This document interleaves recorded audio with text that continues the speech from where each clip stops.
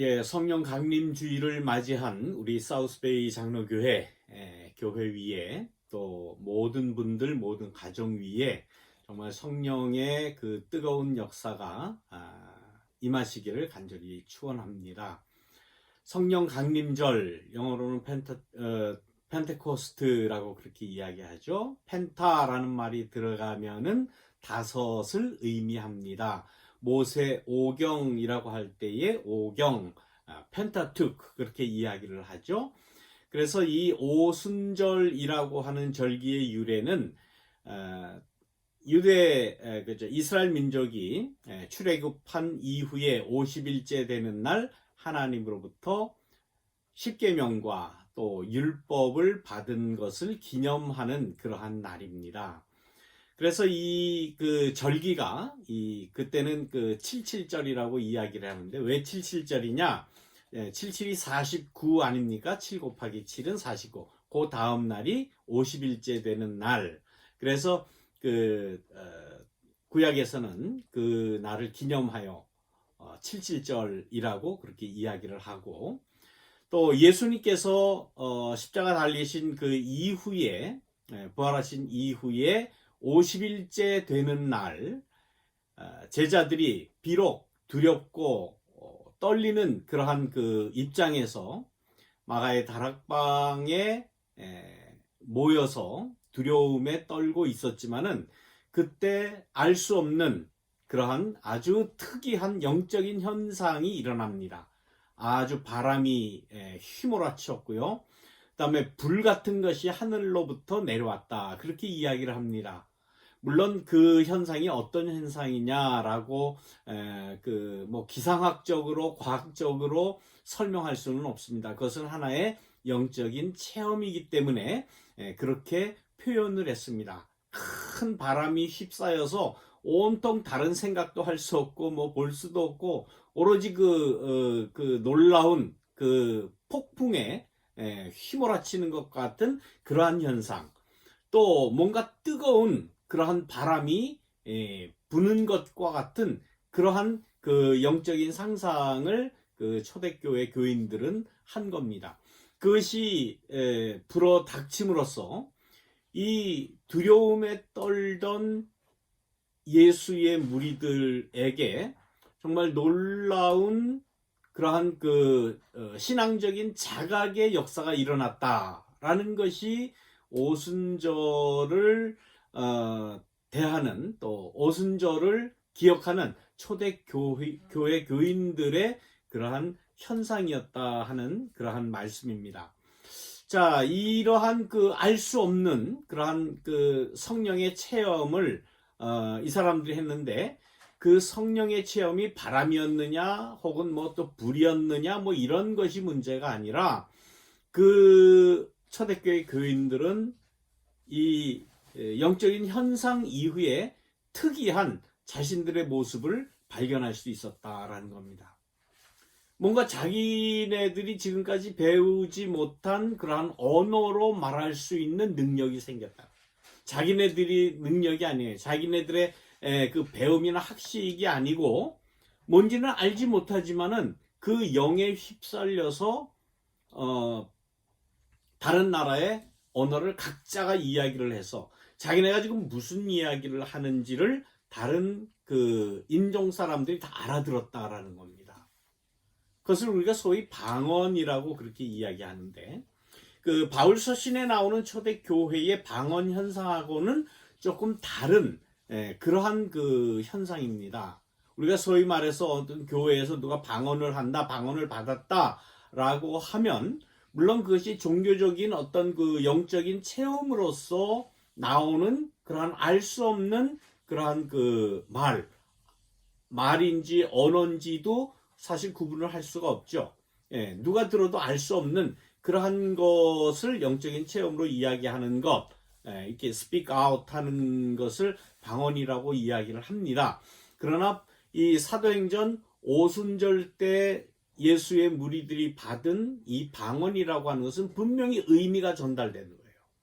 다른 사람들이 듣고 다른 인종 사람들이 다른 언어를 쓰는 사람들이 듣고 저 사람들이 무식쟁이들인데 무식한 사람인데 어떻게 우리나라 말을 하느냐? 언제부터 저 사람이 그런 말을 했느냐? 우리가 다 알아듣지 않느냐? 이게 문제는 알아듣느냐 안 듣느냐라는 데 있어서 초대교회에서 일어났던 그 영적인 은혜의 한 방편인 그 방언하고는 조금 구별을 아마 해야 될 것이다라고 그렇게 이야기들을 합니다. 어쨌든 그들은 자기네들이 배우지 않은 언어로 말하게 되었고 그 말이 통했다라는 거예요.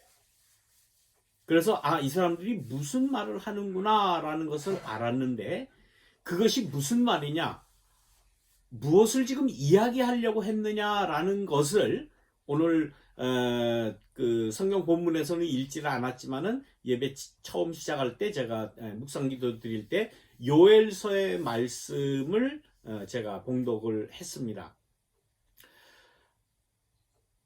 사도 베드로는 그 초대교회의 오순절 때 방언의 은사를 받은 예수의 무리들이 하는 말이 무엇인지를 설명을 합니다.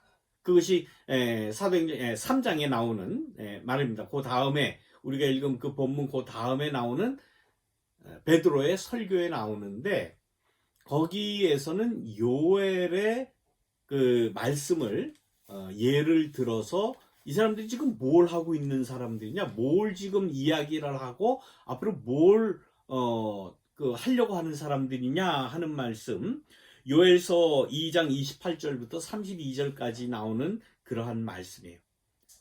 그 후에 내가 내 영을 만민에게 부어주리니 너희 자녀들이 장래 일을 말할 것이며, 예수의 무리들, 성령을 받은 이 사람들은 그 자녀들은 장래의 일을 말할 것이다. 예를 들면 예언을 한다는 거죠. 자녀들이 예언을 한다. 그리고 너희 늙은이들은 꿈을 꾸며 너희 젊은이는 이상을 볼 것이며 그때에 내가 또 내 영을 남종과 여종에게 부어줄 것이다. 하나님의 뜻을, 예수를 따르는 또 성령의 충만함을 받은 사람에게 부어줄 텐데 각자 하는 이야기와 각자 계획하는 바는 뭔가 하면은 너희 늙은이들은 꿈을 꾼다라고 해요. 너희 자녀들은 앞으로 일어날 장래의 일을 말할 것이며 젊은이는 이상을 볼 것이다 라는 그러한 이야기를 합니다. 무슨 꿈을 꾸었다는 소리일까? 무슨 꿈을, 여러분들 꿈 많이 꾸십니까? 예, 근데 저는 평소에 거의 매일 꿈을 꾸지를 않습니다. 저는 꿈이라는 거를 잘 꾸지를 않아요. 그냥 누워서 자고 그냥 일어나고 뭔가를 꾼 것 같기는 한데 뭔지 모르는 날이 대부분입니다. 그래서 무슨 꿈을 꿨는지 몰라요. 가끔 가다가 꿈이 생각나는 때가 있기는 하는데 대부분 기억나는 건 다 소위 말하는 개꿈입니다. 그 무의식의 그런 현상이라고 그렇게 이야기를 하죠. 그러니까 우리가 의식하는 것과는 반대 혹은 다른 알 수 없는 같을 수도 있고 그러니까 우리가 사는 현실하고는 전혀 동떨어진 그런 것이 그 꿈이라고 그렇게 정신분석에서는 이야기를 합니다. 그래서 저는 아주 멋있는 꿈을 좀 꾸어봤으면 좋겠는데 그런 일은 없어요. 그런데 이 본문에서 이야기하는 초대교회의 성령의 충만함을 받은 사람들이 너희 늙은이들이 꿈을 꿀 것이다 라고 할 때 그 꿈은 우리가 일상적으로 잠잘 때 꾸는 그런 꿈이 아니라 장래를 규정할 수 있는, 또 장래가 무엇인지를 이야기할 수 있는, 또 좀 더 발전적으로 이야기하면 앞으로 있을 장래를 완전히 뒤바꿀 수 있는 그 무엇, 그것이 꿈이 아니겠어요? 나에게 꿈이 있습니다 할 때의 그 꿈이라는 건 뭡니까? 미래를 바라보면서 미래에는 반드시 이런 일은 이루어져야 된다라는 그런 의지를 가진 그것이 꿈이 아니겠습니까? 우리가 뭐 꾸는 돼지 꿈을 꿨다 무슨 개 꿈을 꾸는 거 그런 거 말고요. 자, 성경에도 꿈 얘기가 많이 나옵니다. 우리가 너무나 잘 아는 창세기의 요셉이라고 하는 자가 꿈꾸는 자죠. 어렸을 때부터 그렇게 꿈을 많이 꿨다고 그래요. 근데 이 요셉은 개꿈을 꾼 것이 아니라 자기가 꾼 꿈에 어떤 의미를 부여했던 사람이에요. 우리가 잘 알지 않습니까? 무슨 꿈을 꿨습니까? 이 꿈을 꾸는데 볕단이 있는데 내 볕단은 가운데 쓰고 그 형님들 볕단이 10개가 쫙 나의 주위를 둘러싸고 있다가 내 볕단한테 절을 하더라. 예, 그런 꿈을 꿨다는 거예요. 그 뭐 애가 꾼 꿈이 무슨 뭐 특별한 그 효용이 있겠습니까? 그 꿨으면 그저 꾼 대로 그저 가만히 있지. 그걸 또 형들한테 고지고대로 또 이야기를 합니다. 그러면서 형님 볕단이 내 볕단한테 절을 합니다라고 이야기합니다. 그 꿈 이야기를 듣고 좋아할 형님이 어디 있습니까? 머리를 한 대 쥐어박아도 시원치 않을 그러한 꿈 이야기를 하는 거예요. 그래서 형들이 기분이 나빠했는데 다음에 또 꿈을 또 꿨다는 거예요. 하늘의 별과 뭐 해와 달과 뭐 다 있는데 거기서 해도 보이고 달도 보이고 그러는 것을 얘기할 때는 자기 부모까지도 야곱하고 라헬 엄마 아버지까지도 거기 있는데 내 별한테 절을 하더라는 거예요. 그러니까 형들이 아니 지난번에도 건방지게 그런 그 볕단 꿈 얘기를 해가지고 그렇지 않아도 미워 죽겠는데 아니 그 자기한테 온통 뭐 해와 달과 별들이 다 형님 별들이 나한테 다 절하더라라는 꿈을 꿨다고 얘기하니 얼마나 미웁니까? 아니 그러면 엄마 아빠도 너한테 절을 해야 되느냐? 그러면서 그 욕을 하죠. 뭐 욕까지는 아니겠습니다만 아무튼 질책을 하죠. 그럴 수는 없다. 그런데 이상하게 그 형들은 그렇게 화를 내고 그랬지만은 아버지 야곱은 요셉이 꾼 꿈을 마음에 두었다. 그렇게 이야기를 합니다. 이게 심상치 않은 그러한 그 꿈이네. 아무튼 성경은 그렇게 이야기를 합니다. 그러면서 그 형들의 미움을 받고 형들에 의해서 노예로 팔려가죠. 그래가지고 갖은 고생을 합니다. 감옥에도 갇히게 되고 애굽에 팔려가고 노예로 팔려가고 하는 그러한 일을 당하고서 무슨 일이 일어납니까?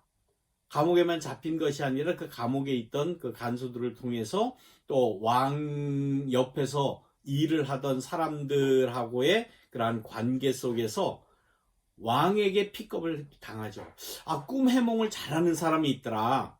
그 꿈 해몽을 하는 사람을 그 바로 왕에게 붙여주고 바로의 신임을 얻게 되죠.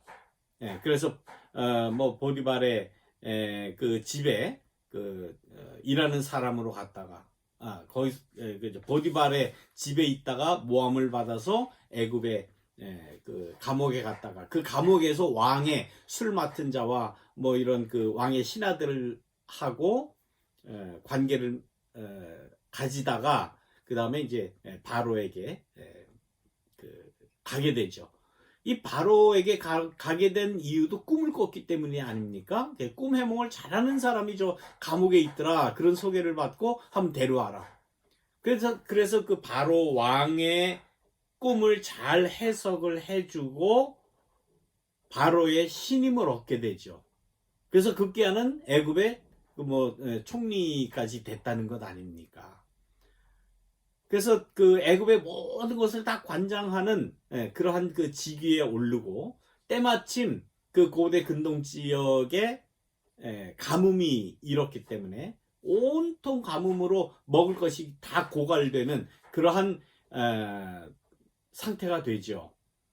근데 그때의 그 고향집에 있던 형들, 아버지, 온 가족이 굶게 생겼어요. 그런데 애굽에서만은 곡식이 있다고 그러더라는 소문을 듣고 애굽에 곡식을 얻으러 오게 되죠. 근데 애굽에서 곡식이 다른 데는 다 곡식이 기근이 들었는데 애굽에만 그래도 풍족하게 있었던 것은 이 바로의 꿈을 잘 해석을 하고 또 그 꿈 해석하는데 앞으로의 삶을 예비할 수 있는 그러한 그 계획과 정책을 가지고 있었어요. 그래서 애굽의 그 곡식 창고에 곡식을 꽉 예비해 놨기 때문에 굶주리지를 않게 된 거죠. 그것을 조금 달라고 이제 형들이 왔다는 거 아닙니까? 그래 와서는 애굽의 총리 앞에, 그러니까 요셉 앞에 형들이 그야말로 절을 하는 그러한 것이 이게 꿈만이 아니라 현실로 이루어진 거예요. 어렸을 때 꾸었던 그 요셉의 꿈이 이제는 현실화되었어요. 그리고 아버지도 애굽으로 모시게 되고 애굽에서 그나마 그래도 굶지 않고 잘 살게 되었다라는 그러한 이야기입니다. 이것이 그 요셉의 꿈의 이야기예요. 근데 그 요셉의 꿈의 이야기가 여기서 그친다, 여기서 끝난다라고 보면 안 될 겁니다. 그 다음에 어떻게 되느냐?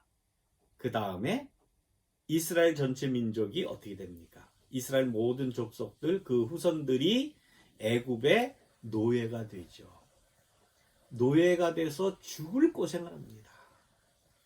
오랜 기간 동안 그 애굽 땅에서 노예 살이를 하다가 도저히 안 된다, 못 살겠다 그래서 하나님 앞에, 야훼 하나님 앞에 기도를 드렸더니 하나님이 모세를 통해서 다시금 그 노예에서 해방을 시켜주죠. 그래서 출애굽을 합니다. 출애굽을 하고 광야 40년을 지난 이후에 하나님께서 약속하셨다고 하는 가나안 땅으로 들어가죠. 자, 이제 노예의 신분에서 이제 가나안 땅에 들어가서 가나안을 정복을 하게 되죠. 정복을 하게 되고 가나안에 있는 모든 족속을 다 처단을 합니다. 다 죽여버려요. 그런데 아직도 그 남아있는 그 뭐 족속들이나 그 가나안 원주민들이 있죠. 그 이후에 이스라엘 사람들은 가나안에서는 다시 어떤 위치에 오릅니까? 애굽에서는 노예살이를 했지만은 이제 가나안에서는 지배자의 역할을 하게 돼요. 지배자의 역할을 하게 됩니다. 그 이후에 뭐 블레셋이나 뭐 여러 인종들과의 그러한 관계, 전쟁, 뭐 지배, 피지배 이런 것이 계속 이어지다가 다윗 왕 때에 아주 그 좋은 시절을 보내죠. 그 세상 모든 족속을 다 다스리는 그런 아주 그 지배국으로서의 제국으로서의 그러한 위치에 오르다가 얼마 가지도 못해서 다시금 어떻게 됩니까? 바벨론에 또 포로로 잡혀가는 그러한 그 이스라엘 역사를 그들은 가지고 있어요. 이 이스라엘 사람들이 가지고 있는 꿈이라고 하는 것은 아마 어떤 꿈을 자기의 민족의 꿈이라고 생각을 했겠습니까? 요셉의 꿈이 바로 우리의 꿈이다라고 그렇게 그 꿈을 역사화하고 그 꿈이 우리의 그 꿈이다라는 그런 생각을 굳건하게 가지고 있었어요.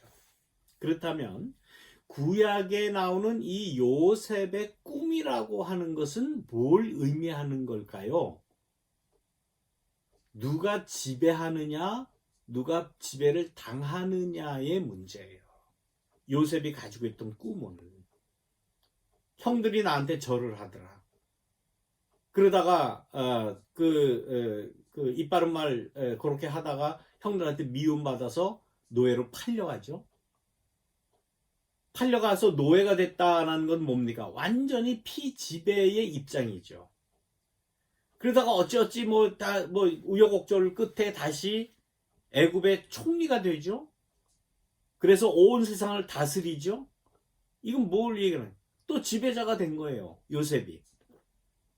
그렇게 살다가 그 요셉의 그 이후 이스라엘 모든 백성은 다시금 애굽의 뭐가 됩니까? 노예가 돼요. 지배를 또 받아요. 피지배 계급이 돼요. 그러다가 해방이 돼요. 자유인이 돼요. 그래서 광야 40년 이후에 약속하신 땅 가나안에 들어가서는 어떤 위치에 오릅니까? 가나안 족속들을 다 처단하고 거기 가나안 땅에서는 지배자의 위치에 또 올라요. 지배와 피지배의 역사가 계속 사이클을 이루듯이 계속 피지배가 됐다가 지배가 됐다가 피지배자, 지배자 이걸 왔다 갔다 하면서 계속 그 이스라엘 역사가 지내옵니다. 예수님 시대에는 어떤 입장이었어요? 로마에 또 피지배를 받잖아요. 그런 그 역사의 그러한 그 역사의 일련의 그 역사를 놓고 볼 때에 요셉의 꿈이라는 것은 이스라엘의 꿈인 것은 확실한데 그 꿈의 내용이 뭐냐라고 할 때 지배와 피지배의 순환이에요. 계속해서. 그래서 내가 피지배자가 되느냐 아니면 지배자가 되느냐라는 그런 꿈을 꾸었던 거예요. 그러한 그 역사의 일련의 과정에서 얼마나 많은 그 쓰라림과 우여곡절과 괴로움이 많았겠습니까? 그런데 예수님을 따르던 이 많은 사람들이 예수님을 따르던 사람들이 두려움에 지금 떨고 있잖아요. 꼼짝 못하고 어디 나가지도 못합니다. 예수 따라다니던 사람 잡아 죽일까봐 무서워서 나가지도 못하고 함께 한 120명 정도가 이렇게 모여 있는데 그 안에서 무슨 이야기를 했을까? 야, 이제 우리는 다 죽었다. 이제는 우리 뭐 다른 계획을 세워야 되지 않겠나? 뭐 이런 얘기를 했겠습니까? 저는 그때에도 두렵지만은 그러나 두려움 가운데서 그 두려움을 이길 수 있는 것은 자신들이 따라다니던 자신들이 그 추종하고 추앙하고 정말 모든 것 다 버리고 따랐던 그 예수에 관한 이야기를 했다라고 저는 확신합니다. 예, 그 뭐 다락방에 모여서 무슨 얘기했는지 나오질 않죠. 그러나 나중에 이러한 그 성령의 역사라고 이야기하는 뭔가 자기네들도 알 수 없는 그러한 영적인 체험을 한 사람이 한 것이 아니라 집단적으로 한 거거든요. 모임 전체가 한 거예요. 갑자기 자신들도 알지 못했던 그러한 영적인 체험을 한 그 배후에는 아마 이 사람들이 예수에 관한 말씀, 예수의 행태, 예수가 어떤 모습이었을까, 나에겐 어떤 이야기를 했을까 아마 서로 이야기하면서 예수의 영이 꽉 차 올랐다고 저는 확신해요. 바로 그거예요. 그때에 그러한 예수의 영에 대한 그러한 그 체험을 서로 나누고 이야기하고 할 때에 영적인 그러한 그 분위기가 끝까지 이렇게 상승되지 않았을까. 그럴 때에 전체적으로 영적인 체험을 하게 되는 거예요. 자신들 알 수 없는 큰 바람이 부는 것과 같기도 했고 뭐 뜨거운 그냥 그 불이 내려오는 것 같기도 했고 보니까 불꽃 같은 게 내려오는 그러한 체험을 했다. 우리가 개인적으로 은혜 받았다, 불 받았다라고 하는 사람들의 간증을 들어보면 그런 체험을 이야기를 합니다. 안 한 사람은 이해를 못하죠. 왜? 그런 그 경험이 없기 때문에 그런 그 성령의 어떤 그 뜨거운 그런 체험이 없기 때문에 암만 얘기해도 이해가 되질 않습니다. 그러나 초대교회에 다락방에 모여있던 약 120명의 예수의 무리들은 예수의 영을 통해서 뜨거운 하나님의 영적인 그 성령의 체험을 할 수 있었다. 이게 바로 오늘 본문의 말씀이에요.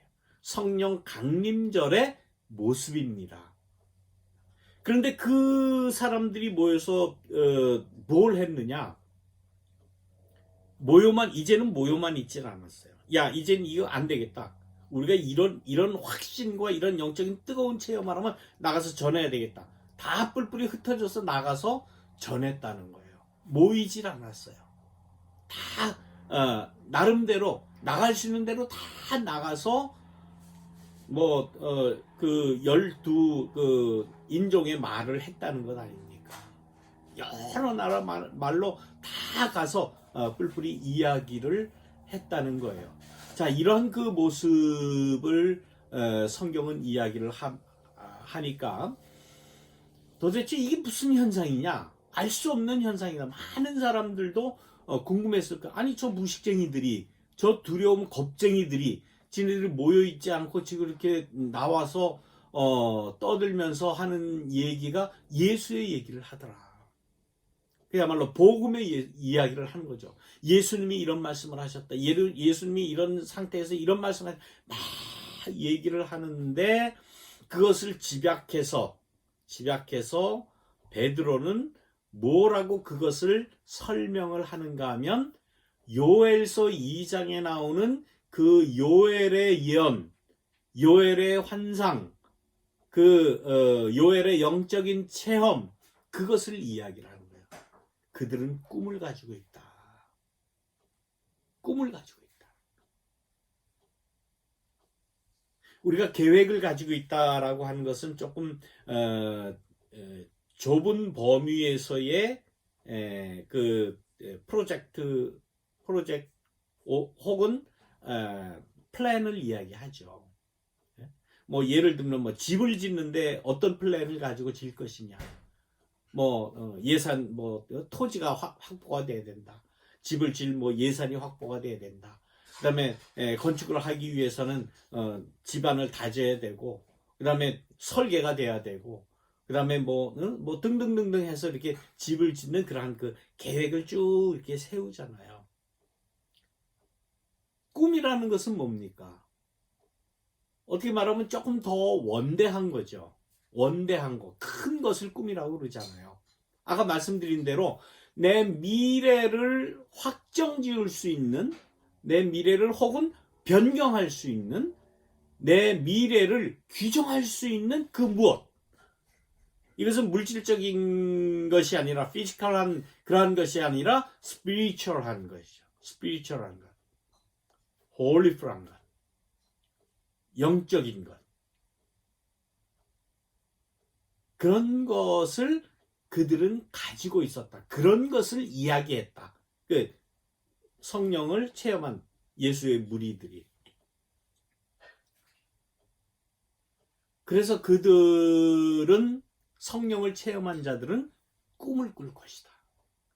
장래일을 말할 것이다. 이상을 볼 것이다. 라는 이야기를 해요. 장래일이나 꿈이나 이상이나 다 거의 다 같은 말 아닙니까?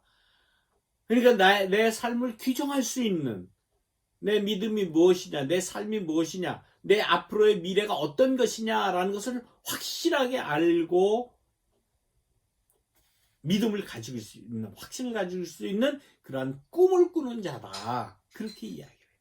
이런 꿈을 꾸는 자들에게 누가 대접을 하겠습니까? 그들을 어떻게 감당을 하겠습니까? 감당 못해요. 그래서 우리는 꿈을 가져야 돼요. 꿈을 꾸어야 된다는 거예요. 아까 말씀드린 요셉이 꾼 그런 꿈을 꿔야 될까?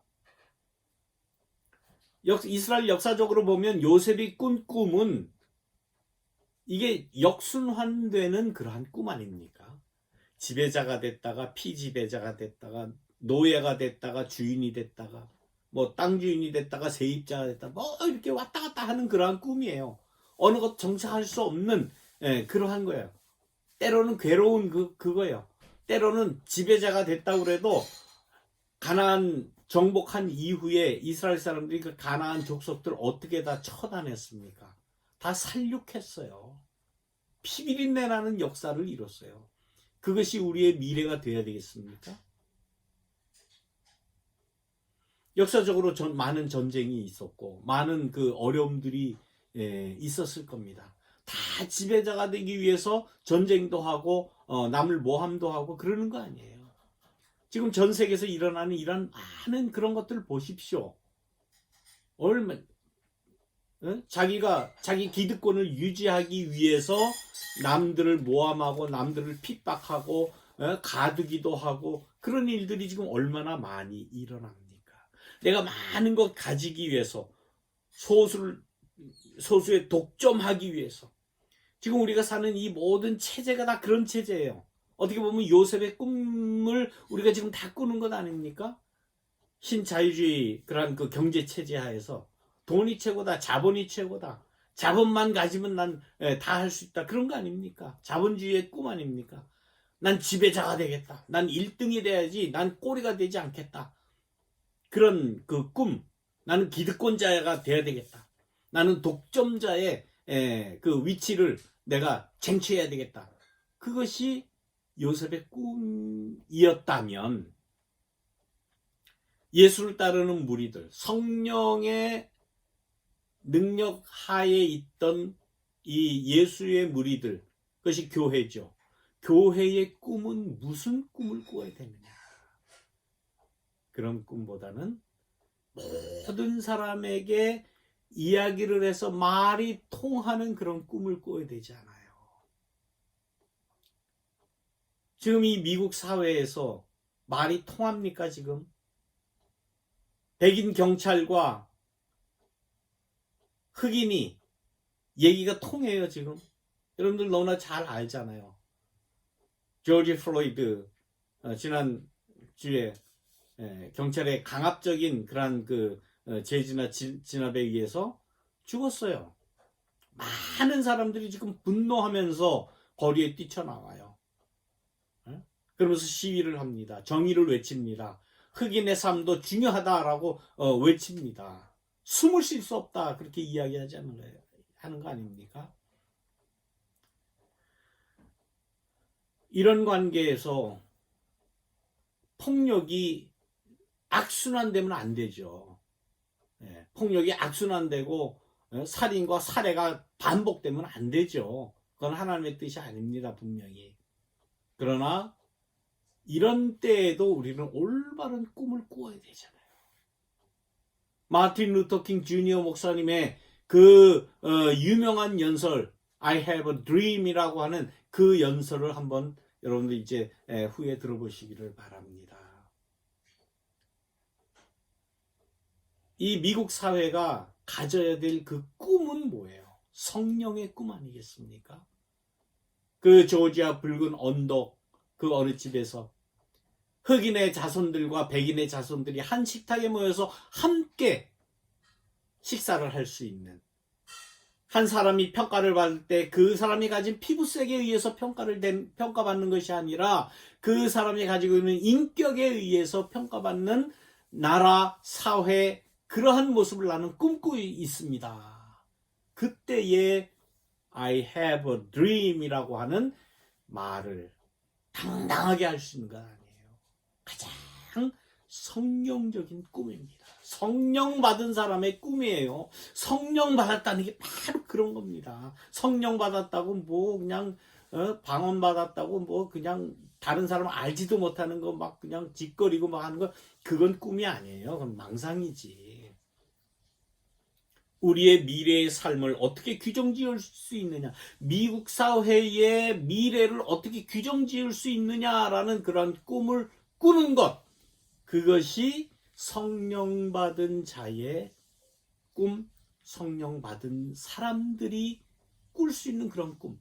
너희 특히 그 요엘서에는 그 문장이 아마 어떻게 표현됐는지, 너희 늙은이들은 꿈을 꾸며, 늙었다고 그냥 뭐 아무것도 하지 말고 그냥 가만히 있으라는 거 아니에요. 꿈을 꾸라는 거예요. 꿈을, 올바른 꿈을, 성령의 꿈을 꾸라. 이것이 성령 강림주의를 맞이하는 우리에게 다가오는 성령의 놀라운 역사가 되시기를 주님의 이름으로 축원합니다.